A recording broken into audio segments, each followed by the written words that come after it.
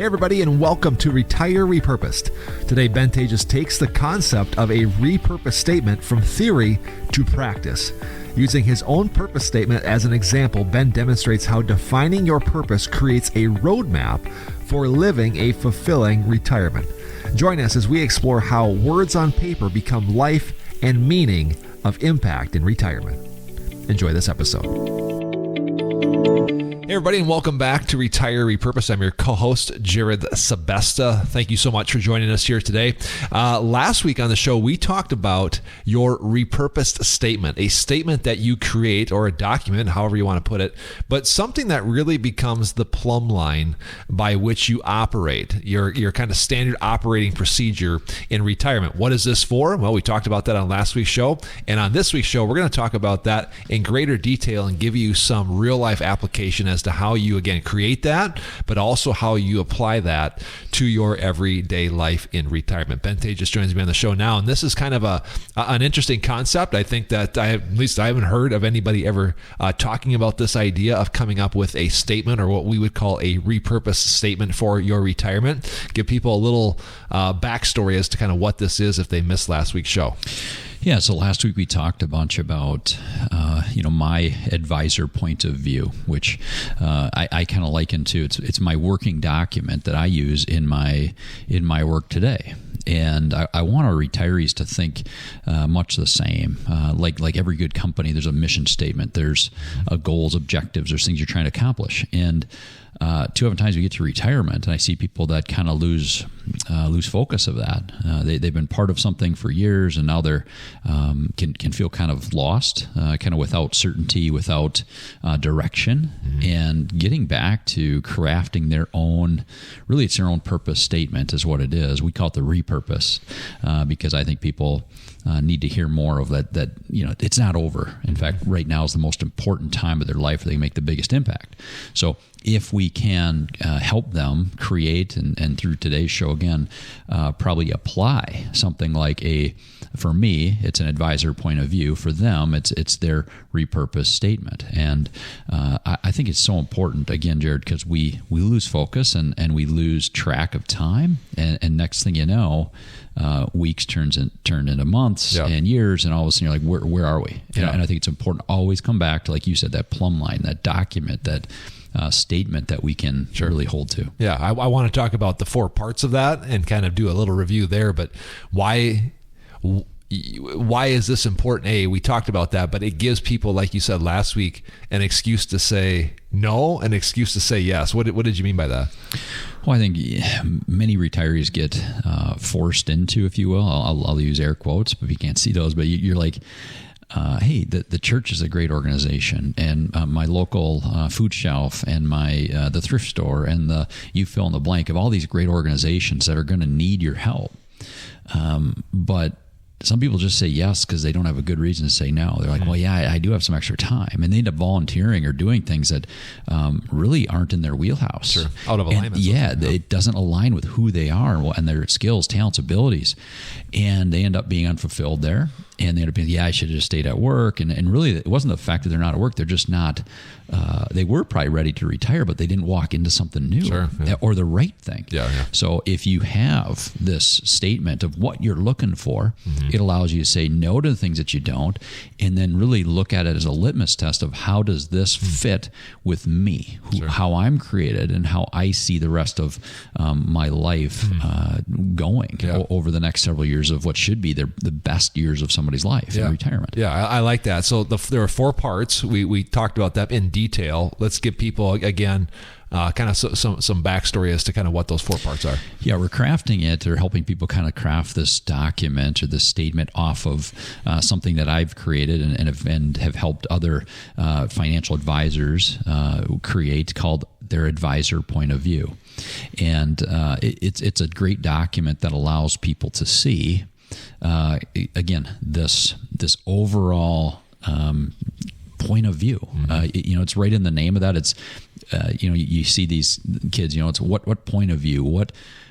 How are you looking at the world? What lens are you looking at it through? I want all of my decisions on what I do how I interact with others, even the work that I do here, and you'll hear about that today, to kind of fit through this advisor point of view. Yeah. So there's 4 sections. It's called, the first one is the journey, right? I mean, we know that we are who we are based on what we've been through.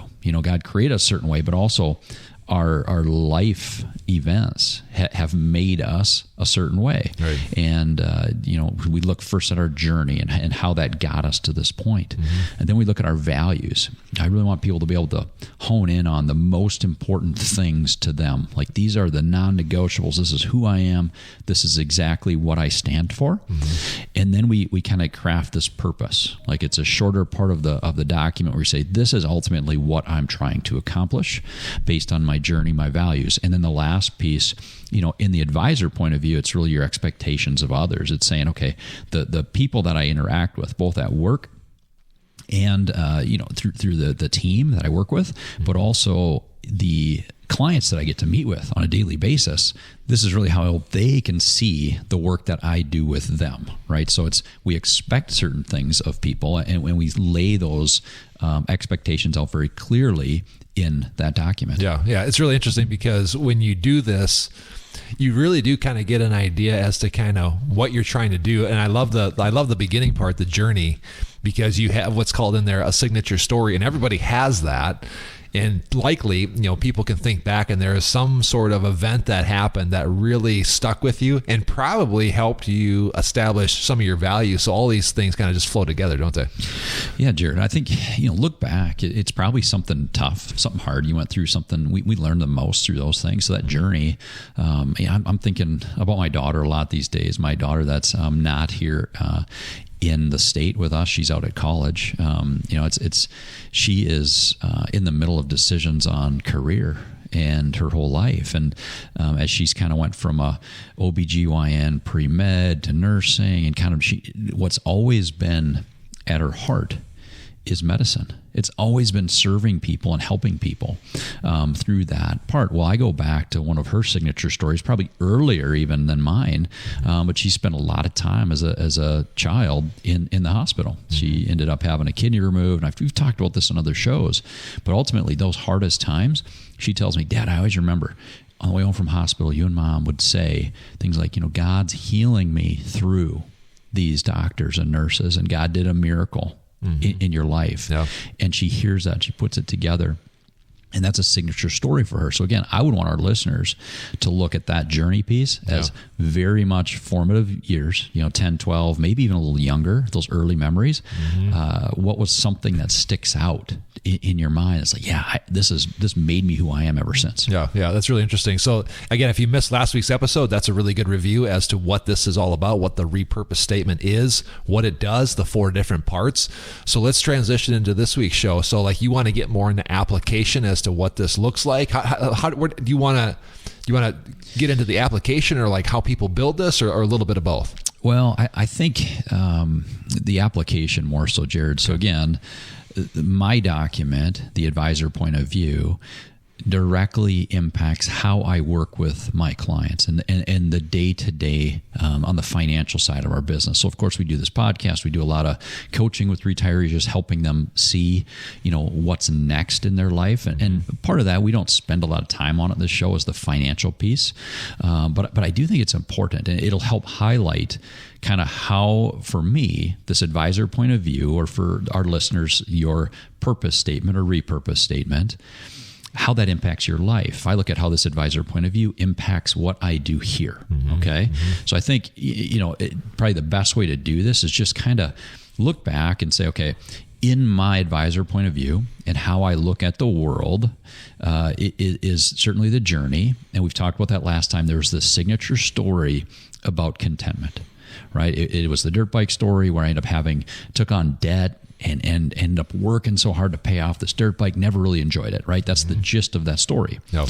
What did I learn from that? Well, I ended up that I spent more time working to pay for and wash that dirt bike than actually using it for the fun it was intended, right? I learned that the key to happiness is actually a contentment. So had I just enjoyed the dirt bike I had and spent that extra time riding it, right, I would have been so much further ahead over those 2 years. Sure. So how does that then kind of teach me, and what did that teach me, and how I look at life in the world? Well, again, I'm a believer, and I think I look at 1 Timothy 6:6, yet godliness with contentment is itself great wealth. And we see so many people struggle with contentment, right? And I think that's important as I look at now, what do I do today? My purpose today is to lead clients to a life of greater stewardship of their time, talent, and treasure. So I'm convinced that we need to see more people living abundant, content lives with a view of money that's countercultural. Okay, so that's kind of who I am and what I'm about. Right.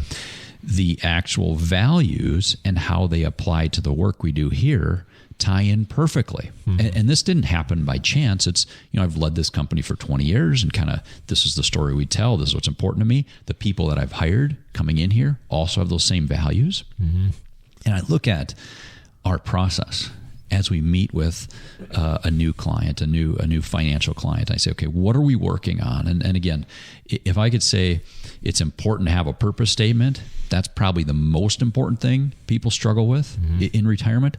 I think the second thing they struggle with is just having what I call a steward's plan. Yep. And that's really the process that we're working through with our financial clients. Yeah. So let's walk through the steps. There's really 3 steps to that plan, and you'll see as we walk through them how my advisor point of view or my purpose statement kind of ties into the work that I do. I like that. So again, giving people a really good overview as to kind of where you stand, why you stand for what you stand for, and the expectations and goals that come as a result of that. So again, it's pretty easy to see how this is now the lens or worldview or paradigm or whatever you want to call it, but it really is your statement by which you view the world, which makes a lot of sense that you call it your point of view. So yeah, let's do that. So like, how does that play out, so to speak, in real life? Yeah. So in this process, and it sounds simple, it's not. I mean, there's a ton of tools and techniques behind this that's individual to each person and each client family. But the first step is really answering this question, Jared. It's, what am I stewarding? It's as simple as that. It's really to organize. Okay. So in order to properly manage wealth, we must first understand the assets overall. What are we actually stewarding? Where are all these things? And looking at each and every item for what its goal is and purpose. Yeah. Okay. Now, that's step 1. Now, you remember my values? I'll tie them together. So it was contentment, abundance, generosity, gratitude, clarity, and order. Okay. Of those most important items, you can hear stewardship certainly, and kind of what's important to people in contentment, but I use order and clarity. So I am an extremely organized person, Jared. I love things have to go a certain way, almost to a fault. No, not almost to a fault, to a fault, where everything has to have its place and order. That's a very good thing when you're trying to organize family wealth. It's like we want to have a specific order to things. We need to know where they are, what they're doing, their risk and return properties for everyone. I think so many people come in to our offices and they're like, well, where is everything? Where's everything housed? What's going on? And what do these specific assets supposed to do? So order. So again, one of my values ties right into one of the most important things we do in step 1 in organizing. Yeah. The other one's clarity.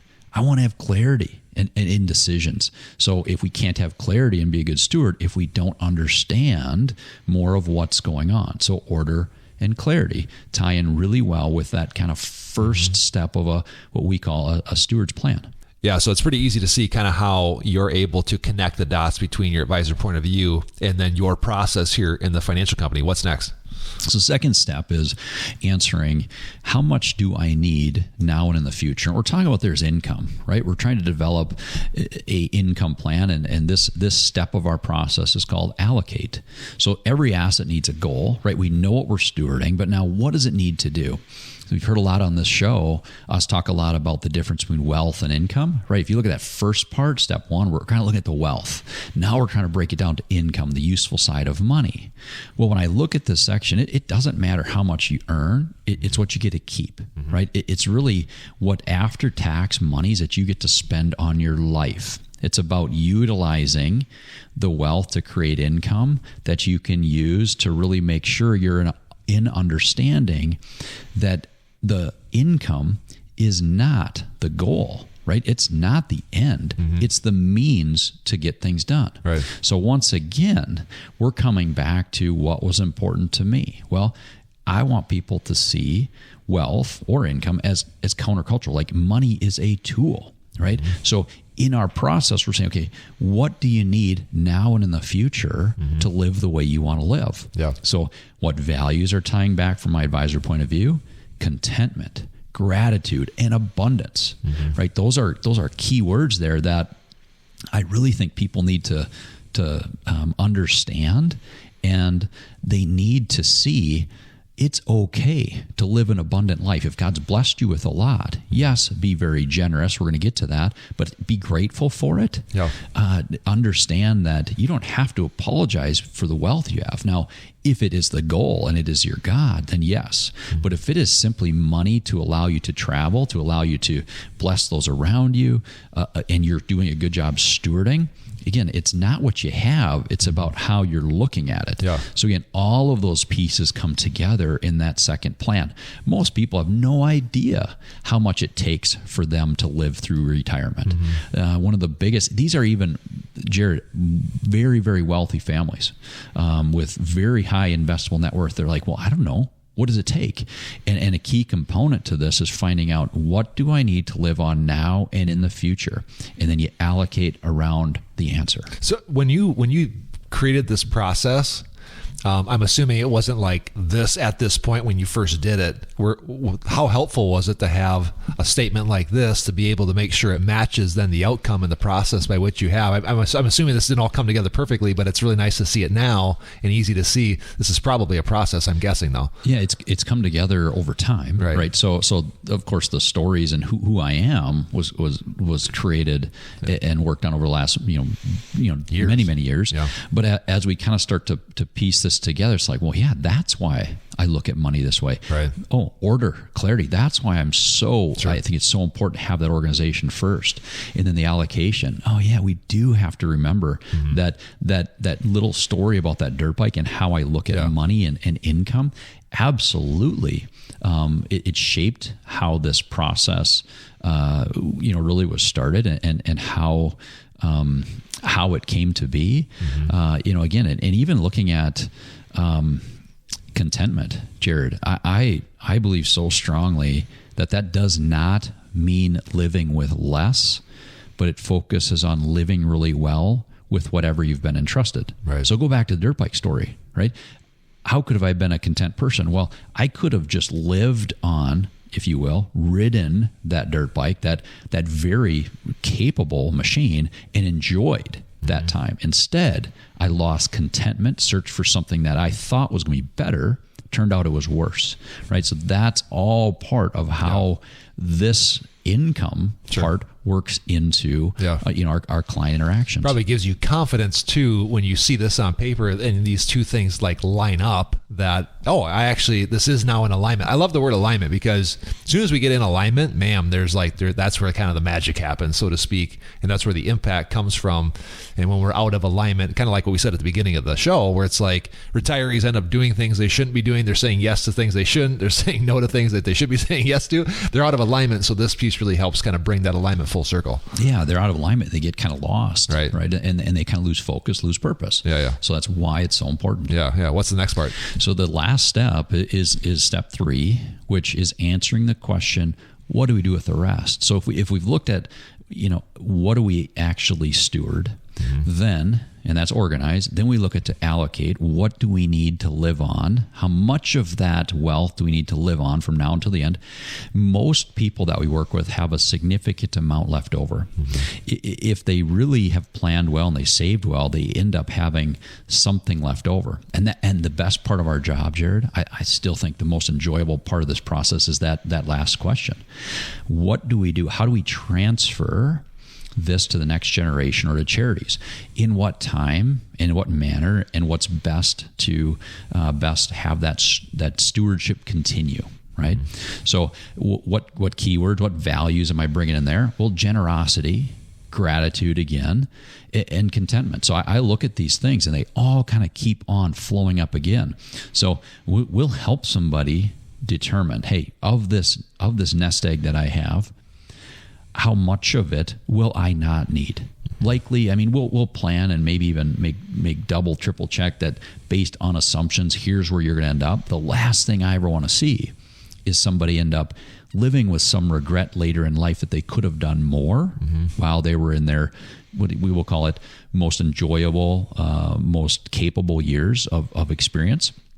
Why not make sure that you're spending more when you can really enjoy spending it? Why not make sure that you're giving both to charities and to your children when they can enjoy it the most, right? I mean, the average inheritance today, Jared, about 64 years old.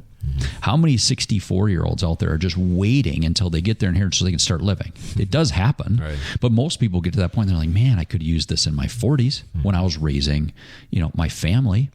I wish mom and dad, I hear that a lot, I wish mom and dad had spent some of this money with us and not just given it to us. So again, as we walk through this process, organize, allocate, transfer, you can see very clearly how my advisor point of view ties into the work I do. Therefore, I'm in alignment. Therefore, I enjoy getting out of bed in the morning, coming to work, because I know I'm living out my purpose every single day.